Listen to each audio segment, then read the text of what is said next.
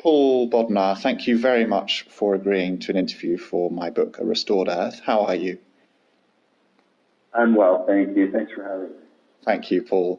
You and I first met 6 or 7 years ago. I believe at the time you were working for President Obama's White House on climate change, certainly in the years that followed. But I wanted to ask Paul about now what you're doing, and if you could give a couple of lines of introduction to who you are. Certainly. Well, I left the White House in 2016 before the election, and I'm now a managing director at Rocky Mountain Institute, based in Colorado, which is a think and do tank engaged in trying to accelerate the global energy transition. Thank you. And in that context, I've also played a role in the America's Pledge project as one of the coordinators, and I suppose that's what we'll be talking about today. That's right. Thank you, Paul. Because when I began writing my book, President Obama was still in the White House. The US had led, really, the Paris Agreement. But of course, a lot has changed over the last year and a half to 2 years. And so I wanted to ask you about America's Pledge. What is it? How's it going? And what ambitions do you have? Yes, well, as you say, it's been an interesting journey these last 14 months or so since the election. America's Pledge is a reference to the commitment that the United States made to the rest of the world to be a global leader in tackling climate change. And you may recall that in late 2014, President Obama and President Xi Jinping of China jointly announced, somewhat to the surprise of the rest of the world, that they would work together to lead the way to conclude a global climate agreement in Paris. And it was at that time that we set forward our climate target for that agreement, our first climate target for 2025. And so America's Pledge was created to explain to the rest of the world that although President Trump may have decided to withdraw from the Paris Agreement, that did not mean that the U.S. would suddenly go dark on climate action. And the genesis of the project was actually a few weeks before he made the announcement. It seemed for a while that earlier in 2017 that he actually would keep the U.S. in the agreement but change the target. And then the tide began to turn, in the internal politics of the administration. And those of us who had been involved previously and others started to talk about what we would do if that unthinkable event occurred, and he did make that announcement. And the first manifestation was actually a declaration, an unprecedented declaration of states and cities and businesses called "We Are Still In." And the groundwork was laid for that in the weeks before the Trump announcement. And 3 days after his announcement in early June of 2017, 3 days later, you had, I believe, around 2,000 states, cities, and businesses, the first time that these different kinds of actors had ever spoken with one voice, saying to the world, we don't agree with this, and we are pressing ahead on climate action. We are still in the Paris Agreement. And that was a very powerful mobilization of actors. Now, the rest of the world, meanwhile, which had grown accustomed to dealing with Washington as a one-stop shop on climate change for both policy work and cooperation, but also information, was left wondering what's going to happen now. And of course, there was a risk that Trump's decision would destabilize the implementation of the Paris Agreement more generally. And more concerning probably was that all of those decisions that are made about incremental ambition on fuel economy standards, renewable energy targets, building codes, the guts of policy, climate policy all around the world being made behind closed doors in capitals and boardrooms and city halls and regional governments every day, that those decisions, which are contested in most cases, there are arguments happening behind those closed doors about how ambitious to be, that the Trump decision would provide ammunition to those who wanted to go slower at a time when we needed to accelerate rather than slow down our pace of decarbonization. And so we felt that we need to provide ammunition to our allies in those conversations, so that the notion that the U.S. has stepped out could be counteracted effectively, and that the threat that the Trump announcement posed to all of those incremental and decisions about ambition all around the world that were to follow would come out the right way.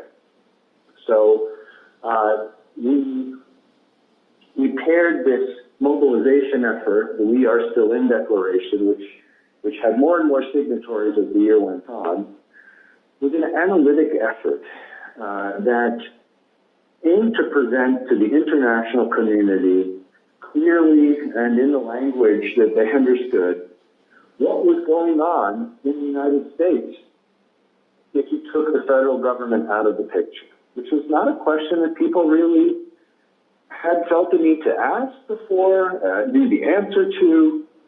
And so the America's Pledge initiative, which is the other side of the coin of We Are Still In, same thing, is that sort of analytic and informational piece that we presented the first findings for at the COP in Bonn, the UN Climate Conference in Bonn in November 2017. Governor Jerry Brown of California and former New York Mayor Mike Bloomberg are spearheading the effort, and they were the ones who launched these findings in Bonn. It was an extraordinary event. It was definitely the most heavily attended event at the COP, and I believe that day, We Are Still In, hashtag We Are Still In was the #1 trending topic on Twitter in the United States. And so what we found was that these actors who have signed up for the We Are Still In declaration, indicating their ongoing support for the Paris Agreement, constitute more than half of the U.S. economy, and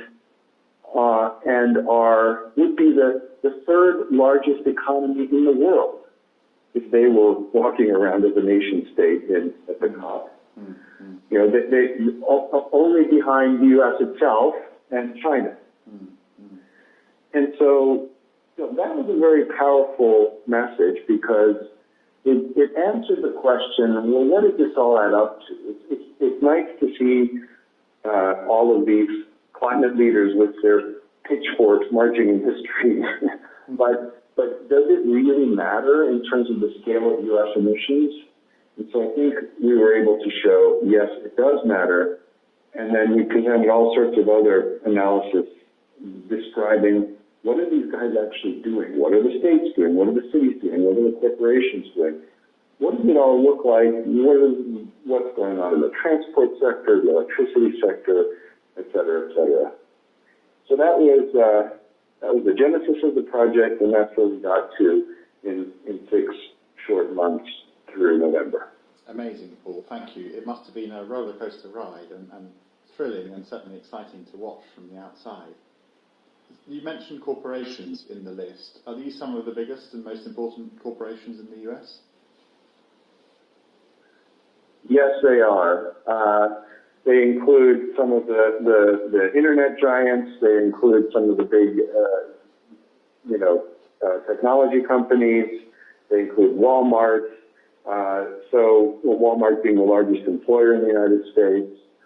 So they are, it's an impressive variety, actually. So they do include a substantial chunk of the Fortune 500. But then this also attracted mom and pop ice cream shops, so it was a kind of very, I would say, a democratic response to the Trump announcement. It was the voice of democracy and the voice of the American tradition of bottom-up democracy making itself felt in this way, and basically saying, look, we have serious levers of control over emissions outcomes in our respective fields.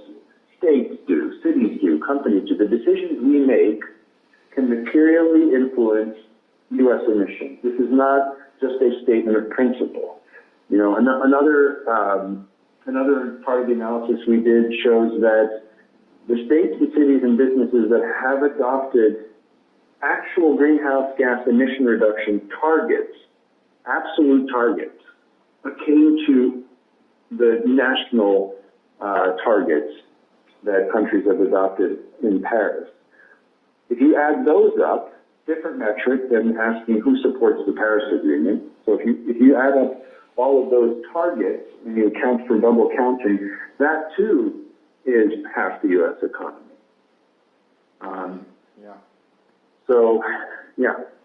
Very, very significant. Thank you, Paul. Has there been any formal response from the US federal government at this point? I don't think so. I mean, it was interesting. When this first emerged and the declaration came out in June, I believe that the official reaction was, look, states and cities are their own jurisdictions. They have their own powers. They can do whatever they want. I thought that was a reasonable reaction based on the principle of federalism. One other manifestation of this at the UN Climate Conference was that typically in the last 10 years or so, major countries have set up their own pavilions at these UN climate conferences. So the UN climate conference is part negotiation, part trade fair. Yeah. And countries are keen to showcase their climate leadership. And so the COP has expanded into this vast complex of big halls which have these national pavilions. And the U.S. had a pavilion every year for the last 10 years or so that was put up by the federal government and had lots and lots of events and presentations on science and action. Of course, the U.S. is a center for climate science. And that was always a draw at the COP. And this year, or this past year, the Trump administration decided not to have one at all. And so it was the first year that the U.S. was literally sort of physically absent. There was a negotiating team, but it was not present among the pavilions in a very sort of physical manifestation of what was happening at the political level. And the We Are Still In coalition decided that wouldn't do, and we decided to have a U.S. Climate Action Center anyway. And so the World Wildlife Fund led on this with Climate Nexus and Ceres, the investor coalition, and with some generous philanthropic funding, U.S. philanthropic funding, they set up what is by any measure the best and largest and most exciting U.S. pavilion there has ever been at a COP. Very good. And it was 10 times larger, in fact, than the one the federal government had put up in the last year of the Obama administration. And it almost made you think, maybe Republicans are right about, letting the federal government get out of the way. And what you can do when that happens. Because it was a very upbeat and vibrant manifestation of this coalition at the COP. It attracted a lot of foot traffic, and it kind of showed people in tangible ways the message, we are still it. Thank you. Is it bipartisan? Will it bring on board everybody across American society? America's Pledge, you mean? Yes. It is absolutely nonpartisan. Yeah. Now, and there were Republicans and Republican officials at the pavilion at the UN Climate Conference. Mm-hmm. The reality is that there are political realities in the U.S. that mean that although many Republicans absolutely agree with the need for climate action, at a political level, elected officials get punished for flouting the party line. So it's difficult sometimes to get Republicans who agree with you to actually show up and demonstrate that at a venue like the COP. But the polling shows clearly that support for climate action is absolutely bipartisan. So America's Pledge is not in any way a democratic or partisan undertaking. In fact, the whole point is, here's the corporate sector, right, which doesn't like to be associated with partisan things. And you see the corporate sector locking arms with the state and city leaders. And I think that's a very powerful illustration of the fact that this is not about ideology. Fantastic. It's about economics. Yes. Very, very interesting. And in the UK also, for a long time, climate action has been across the political spectrum, and long may it continue. But it has become much more divisive in the US over recent years. But it sounds as if America's Pledge very well addresses that. We try. Yeah. I mean, it's hard. Frankly, it's hard to do that when the genesis of the project is a decision by a president based on ideological views and ignoring, scientific and economic factors. It's when that's one of the root causes or origins of an initiative like this. Of course, sure, one strains to emphasize its nonpartisan nature. Thank you. Well said. Notwithstanding America's Pledge, is it not the case, alas, that what President Trump and his government is doing at the federal level can nevertheless still significantly set back the US climate achievement over the next period? Or does America's Pledge successfully outweigh the detrimental changes that are being done, for example, in the EPA? So I think the answer to that is, on the one hand, it has been amazing to see how this action has spurred further climate commitments and vigorous action by non-federal actors. Yeah. So, and our analysis suggests that they can make a very large contribution to the decarbonization of the U.S. within their decision parameters. On the other hand, it's also true that we need federal leadership because we're not indifferent to the pace of change here. That's what's unique about climate change. That we're heading in the right direction, actually. And I personally have a high degree of confidence that this direction of travel is set and it is irreversible. Yet, as Bill McKibben said recently in an op-ed, winning slowly is the same as losing. Because of the simple math around stocks and flows in the atmosphere and how that changes, that causes warming and other effects. So if you care about pace, and if you are worried about the pace of decarbonization, then you cannot wave your hand and say, the federal government, they'll be back in 4 years or they'll be back in 8 years, because every year lost brings us closer to the edge of the envelope for 2 degrees, certainly 1.5 degrees. Yeah. And so that loss of federal leadership is very, very concerning, regardless of to what extent we can rally everybody else to try to fill the gap.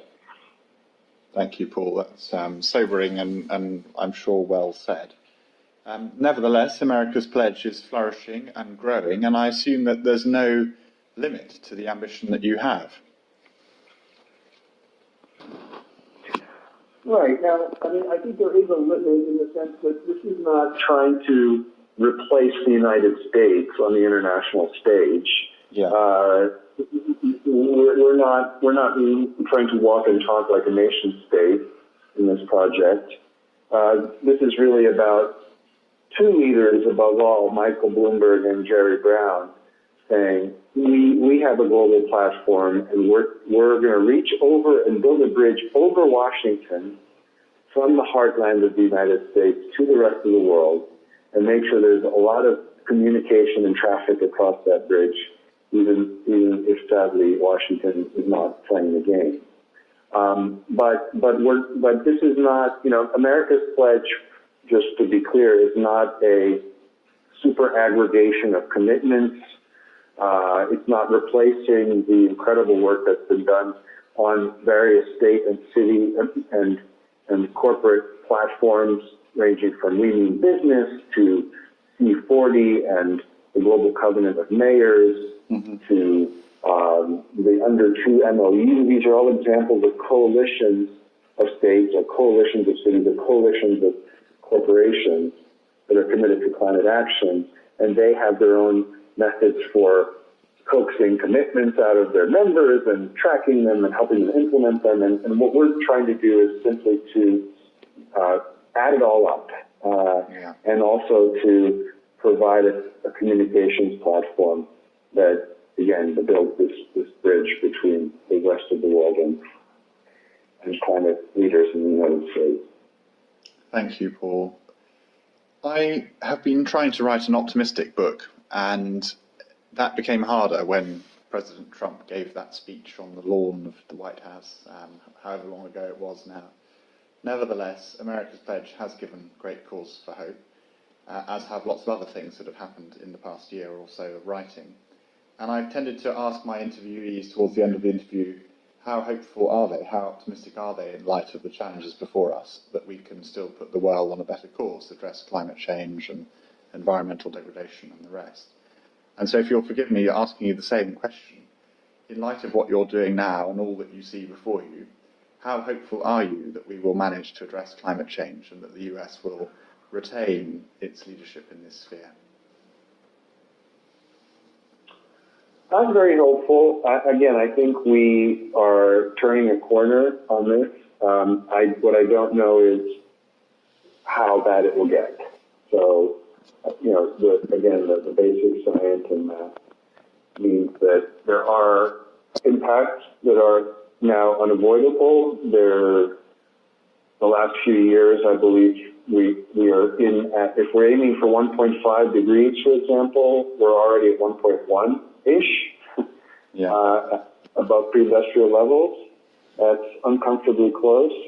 And so, the answer to your question, I think, depends on where you sit. If you're an island nation, then even if we take aggressive action now to curb emissions, it may be too late for some places because of time delays in sea level rise, et cetera.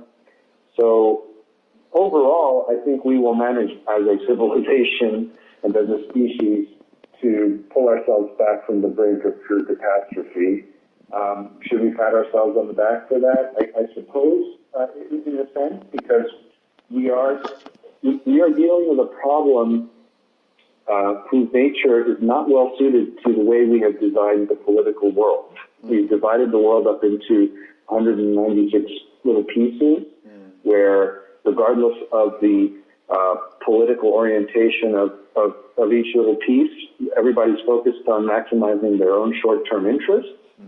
And so climate change is the toughest issue that really has ever been dealt with in international relations. So in that context, I suppose, the fact that it's taken us 25 years to understand the problem, grapple with it, and develop a workable international framework like the Paris Agreement that helps countries ratchet down their emissions over the course of this century could still be regarded as an achievement. But again, it depends on whether that's a small consolation to you if your home has disappeared in a low-lying atoll, or if you happen to be relatively well insulated from the effects of climate change based on your location or your wealth. Regarding the U.S., I would say that, I was involved mostly in the international, the diplomatic side of the Obama administration. So my job, if you like, was to help design an international agreement that would endure. And I think on that front, I feel pretty good. Personally, I sometimes use the analogy of Dr. Jekyll and Mr. Hyde. That's the United States. So when we are the good Dr. Jekyll, we work with the rest of the world to design international structures that will withstand us when we turn into Mr. Hyde. And we have turned into Mr. Hyde, and now we're rattling the cage of the structure that we've created. And I think what you're seeing is the structure has survived. The G20 meeting after Trump's announcement was pretty extraordinary for somebody like me who's spent a lot of time trying to coax ambitious climate statements out of the G20, led by the United States. Now you have the reverse, which is the U.S. has tried to drag the G20 back, and you had all the other members, all the 19 other members of the G20 standing in solidarity against the Trump administration, saying, no, we are moving ahead with the Paris Agreement, and for that to include Saudi Arabia and other countries that were not always the biggest fans of climate action in years past, suggests that we have done something right in Paris. And of course, the fact that now literally every country in the world, including Syria, North Korea, and so on, is signed up to Paris, is also a sign that I think in the long run, we now have some of the tools we need to deal with this problem. Thank you, Paul. That was an excellent answer, and thank you very much for the interview. I've learned a lot. I will certainly be writing about America's pledge in my book, and we wish you all the best in the next phase of your very important work. Thank you very much for the interview. Thank you for your time, and good luck finishing the book. Thank you so much, Paul. Thank you.